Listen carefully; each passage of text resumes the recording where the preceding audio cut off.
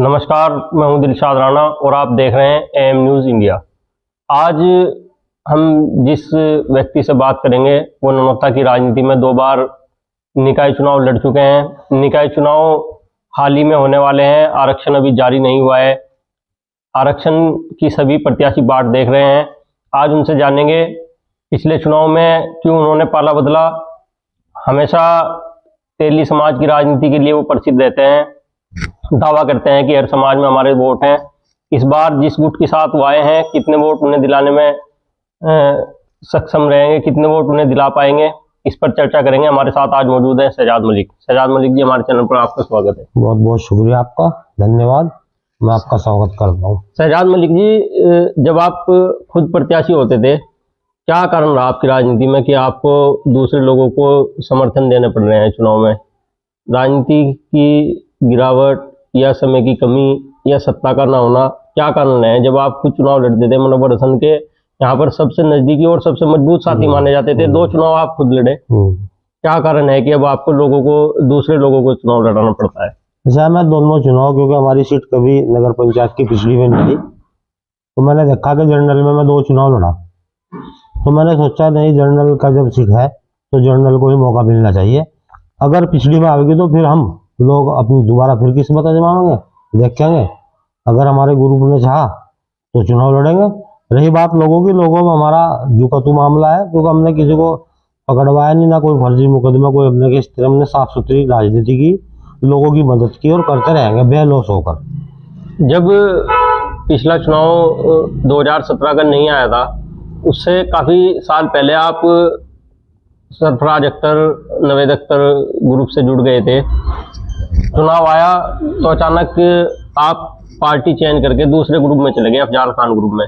क्या कारण रहा था उस वक्त कि आपने बिल्कुल समय नज़दीक आने पर आपने इस ग्रुप को छोड़कर दूसरे ग्रुप में चले गए? वो कुछ हालात ऐसे ही बन गए थे जब हमें जाना चाहिए था, क्योंकि लोग को कुछ बस वो शायद गलती समझ लिया, ना समझी समझ लो, ऐसा हो गया था।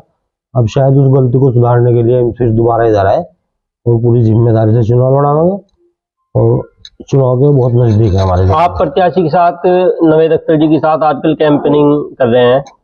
एक बात आप अपने भाषणों में कह रहे हैं कि जहां से दूसरे प्रत्याशी की गिनती खत्म होगी, वहां से हमारे प्रत्याशी की गिनती शुरू होगी। ऐसा क्यों लगता है आपको? ऐसा लगता है कि एक तो मैं छोटी सी आपको उदाहरण दे दूं। एक तो इनका समाज, ये इनकी अपनी बिरादरी, तो गुज्जर बिरादरी में मुझे 60% लग रहे हैं, तो उनका अक्सरियत में वोट है 2500 करीब, दोनों समाज का मिला के। वहाँ उसमें वो कहीं है नहीं, ना इधर है ना गुजरों में है, तो मुझे लग रहा कि उसे वही कवर करने में बहुत टाइम लग जाएगा, क्योंकि वो 0 से चलेगा, 0 कैंडिडेट, फिर उसके बाद भाई खान साहब है, फिर उसके बाद हमारा समाज है और सब समाज है, तो फिर उसके बाद में कहीं 80% है बबली, कहीं 70% है। तो इसलिए मैं दावे के साथ कह रहा हूँ, दौड़ में नहीं है, वो दौड़ में है ही नहीं कहीं भी चुनाव में।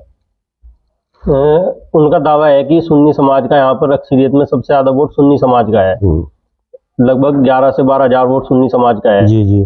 और अगर मत प्रतिशत 80% भी होता है तो 10,000 के करीब पड़ेगा। 7,000 से ज्यादा वोट वो अपने पक्ष में मान के चल रहे हैं। नहीं, सुन्नी प्रतिशत पठानों में, गुजरों में, तेलियों में, शाह बिरादरी में और कुरैशी बिरादरी में, अंसारी बिरादरी में मिलकर तो यही तो सुन्नी है। सुन्नियों में तो कम चल रहा, वो शियाओं में तो है नहीं, वो कहीं भी शियाओं में तो कहीं है नहीं। सुन्नियों में जो है बराबर से भी ज्यादा है बबली भाई। तो मैं नहीं मानता कि सुन्नियों में वो अपने आप को पहुंचा, और वो पिछली बार जहाँ पहुंच गया था वहां नहीं पहुंचने का। वो तो हम लोगों की मेहनत थी, हम लोगों ने बहुत समझ के ऊपर उठाया था, मगर वो अब का कहीं नहीं है चुनाव में। पिछले चुनाव में कहा जा रहा है कि आपने जिस समाज के प्रत्याशी के साथ आप जुड़े हैं, उस समाज के बारे में आपने बहुत अनगढ़ बयान मंच के माध्यम से दिए, और इस बार चुनाव में उसका आपके प्रत्याशी को बहुत नुकसान होगा। इस बात को लेकर तरह तरह की चर्चाएं नगर में है। देखो, कुछ राजनीतिक फंड हो, कोई बयान मैंने गलत नहीं है, मामला थे, तो मुझे अब लग रहा है उस मामला में बहुत सुधार है। अपना कोई इधर से बात इस तरह की है ना उधर से, तो मामला ही नहीं रहा। वो मामला अगर कोई उठाना चाहे, कुछ नहीं है, वो नथिंग है। समय था जब तेली समाज में आपकी बात सुनी जाती थी, रखी जाती थी। ऐसा विपक्ष को कहना है कि अब तेली समाज उनके हिसाब से अपने मत का प्रयोग नहीं करता, क्योंकि वो तेली समाज की रहनुमाई करने में विफल रहे? नहीं नहीं, ऐसा नहीं। आज भी मेरे जो जिम्मेदार सम्मानित साथी है बिरादरी का कायना होती है, और मैं बिरादरी के पीछे हूँ, बिरादरी मेरे पीछे नहीं है। यह है कि बिरादरी मुझे सम्मान देती है। आज भी जो जिम्मेदार चेहरा है वो मेरे साथ है। अभी दो रोज में, 3 दिन में, 5 दिन में वो प्रोग्राम करूंगा, वो दिख जाएगा समाज किसके साथ है, बिरादरी किसके साथ है। जो यहाँ के जिम्मेदार चेहरे हैं, देहात से भी आए हुए जिम्मेदार सब एक है, मैं उन लोगों के पीछे हूँ।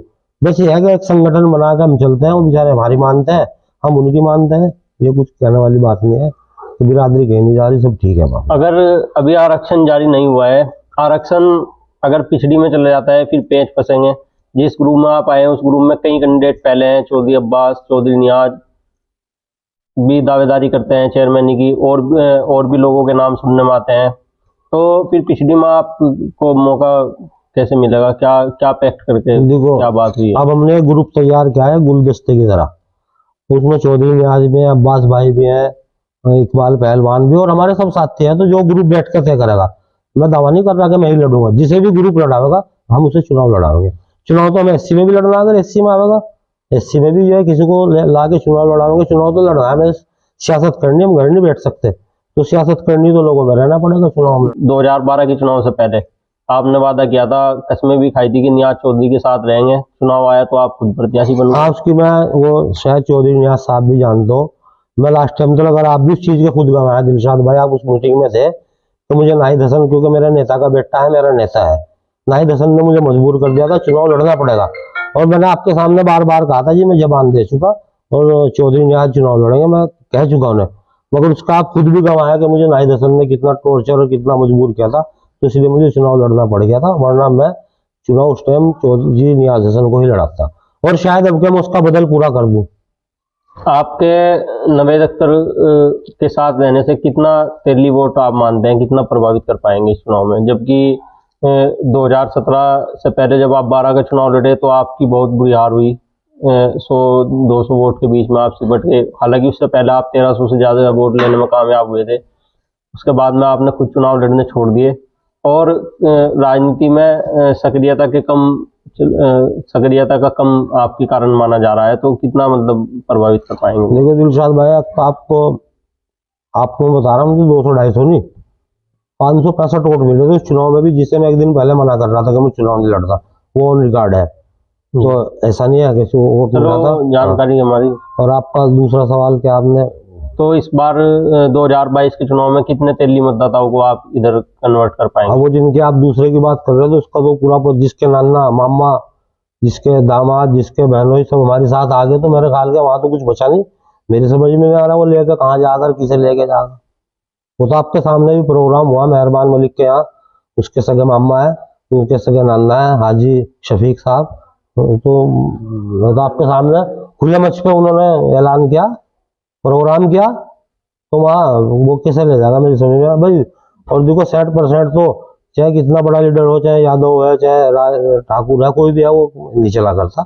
अक्सरियत में 70% में हम है, ये हम दिखा भी देंगे और बहुत जल्दी दिखा देंगे। इस बार जिस प्रत्याशी के साथ आप गए हैं, विपक्ष का कहना है कि उनके पास तो मुद्दे ही नहीं है। तो ये जो खिदमत लोगों की कर रहे हैं ये परिवार, शायद वो कोई कर नहीं सकता। तो ब्याह में, शादी में, चलो एक बात है, अगर इन्हें मतलब लग जाए कोई आदमी बीमार है, परेशान है, तो दौड़े में वहां चले जाते हैं, बहुत लोगों को लेके चल रहे हैं। ऐसा नहीं है, देखो उनकी शराफत है, और दोबारा शायद इनकी शराफत को और इनका नरम दिल को देखते हुए इनके साथ है, सियासी लोग नहीं है, इनका तो ये है कि हमारी तरफ से खिदमत हो जाए लोगों की। 2012 से 17 हमारा आखिरी सवाल है आपसे, 2012 से 17 और 17 से 22 के कार्यकाल को आप कैसे देखते हैं? अच्छा कार्यकाल रहा, काम हुआ कोई? 2012 से 17 और 2017 से 22 के कार्यकाल में आप क्या अंतर मानते हैं दोनों कार्यकाल में? इसमें ये अंतर है कार्यकाल में, कार्यकाल में उनके कार्यकाल में है कि हमारी जो है हमारे समाज की एक बेवा औरत है, उसके पलाट की रसीद दूसरों को काट दी थी उस कार्यकाल में, उसका हमने विरोध भी किया था। इस मामले उसके बाद आप उन्हीं के साथ चले गए विरोध करने? हाँ, तो उन्होंने तस्लीम करी कि अब कैसा नहीं होगा, मगर उन्हें फिर मौका ही नहीं मिला, वो बात तो खत्म वहां होगी थी। इन्होंने कोई ऐसा काम नहीं किया कि किसी का प्लाट किसी के नाम चढ़ा दिया हो, किसी का छज्जा रोक दिया हो, किसी का मकान बनाने में पैसा मांगा हो, बल्कि लोगों को मकान बनवाए। इन्होंने भी बहुत कोशिश की। उन्होंने, पिछले वालों ने तो पैसा इकट्ठा कर रखा था मकानों के नाम का, मैंने खुद दिलवाए कम से कम 50 लोगों के, किसी को 2000 करके, किसी को 5000 करके। मैं खुद गवाह इस बात का। दादा कॉलोनी की एक हमारी बिरादरी की औरत है, बेचारी बेवा औरत है, उसको मैंने पैसे बाद में वापस कराए पहले वाले से। और इस चुनाव में जब पीएम आवास योजना चली तो इस बार क्या लगता है आपको कि पीएम आवास योजना का लाभ आपके प्रत्याशी को मिलेगा कि नहीं मिलेगा? बिल्कुल मिलेगा भाई, इन्होंने खड़ा जियो टैग कराई, लोगों को काम कराए, खड़े होके फार्म भरवाए, ऐलान करके फार्म भरवाए। और अगर इन्हें कोई बता दो उन्होंने कि इसे 1 रुपया का मुतालबा क्या हो, किसे मांगा हो या कहा हो किसी को कि हमें दावत भी खुला दो। 4 साल तो आपने भी चेयरमैन के कार्यकाल का विरोध किया है। मैंने तो इस कार्यकाल का विरोध कभी नहीं किया। ये तो मेरा कोई न्यूज, कोई मेरा इंटरव्यू कोई वो दिखा दो। तो हम काम करने का विरोध कभी नहीं करते जो काम करता हो। भाई सड़क बनने में इसका विरोध क्यों करूंगा? हजारों लोग इस पर वो कहते हैं कि जब नगर में अतिक्रमण हटाया जा रहा था, चेयरमैन अपने चेयरमैन होते हुए गायब रहे। जब मस्जिद का मामला आया, अड्डे वाली मस्जिद का मामला आया, जब चेयरमैन गायब रहे, हम अड्डे और उन सब चीजों को रुकवाया। कहाँ रुका? कुछ भी नहीं रुका। तो जो नियम था उसी नियम अनुसार हुआ काम सारा। ऐसा कुछ नहीं अड्डे कहा कि वो लाठी बल्लभ लेके चले। लड़ाई ये भी लड़ रहे थे, इन्होंने सक्षम अधिकारियों के समक्ष जाकर लड़ाई लड़ी। उन्होंने सड़क पर लड़ के दिखाने की कोशिश की, इन्होंने दिखावा किया। मुन्नर भी गए, ये भी सब गए, हमने देखा 10-12 एसडीएम के भी गए, डीएम के भी गए। तो उन्होंने ये वहां गए जहां से काम का हल होना था। ये लोगों ने यहाँ दिखाया कि हम दिखावा कर रहे, करके नहीं दिखाया। उसका असर नहीं, असर चेयरमैन और जो उनकी टीम डीएम और एसडीएम साहब के लगातार संपर्क में रहे, तो उसी का नतीजा है, वो काम कंट्रोल हुए। पिछले चुनाव में आपके प्रत्याशी भी भाजपा से अपना मुकाबला मानते थे, आपके विपक्ष अभी अफजाल खान जी भी अपना मुकाबला भाजपा से मांगते थे, लेकिन दोनों प्रत्याशी झूठ बोल रहे थे, दोनों का आपस में मुकाबला हुआ। इस बार क्या लग रहा है आपको? हमें तो सीधा सीधा लग रहा भाजपा से। देखो मैंने एक दो इंटरव्यू पढ़े। एक दिन मैं इंटरव्यू सुन रहा था, उन्होंने कहा 2000 में है। फिर वो 14 मिनट का इंटरव्यू था। उस 14 मिनट के इंटरव्यू में फिर 5 मिनट बाद उन्होंने कह दिया 3000 मिलेंगे। तो जो आदमी 1000 खुद एकदम बढ़ा रहा हो 2000 से, और अभी एक मैंने इंटरव्यू सुना करने के जमानत जब्त हो जाएगी, तो मेरा पता नहीं कौन सा समीकरण है, क्या है, कौन सी वही है उनके पास, वो बार बार उन्हें पता 2 मिलेंगे या 10 मिनट बाद 3 मिलेंगे, या आपकी जमानत जब्त हो जाएगी। आप अपने प्रत्याशी के पक्ष में कितना वोट मानकर चल रहे हैं? आपके निकाय चुनाव में कितना अनुमान आप मान रहे हैं, कितना वोट मिलेगा, कितना अनुमान है? इतना वोट मिलेगा कि हम अपने प्रत्याशी को 7000 पर मान रहे हैं, और शायद ये अपने भाई का रिकॉर्ड तोड़ेंगे। वो जीतते थे 900 कुछ वोटों से, ये जीतेंगे 1500 के हेर फेर में। ये मैं इंशाल्लाह ऊपर वाले से डर डर के इस बात को कह रहा हूँ।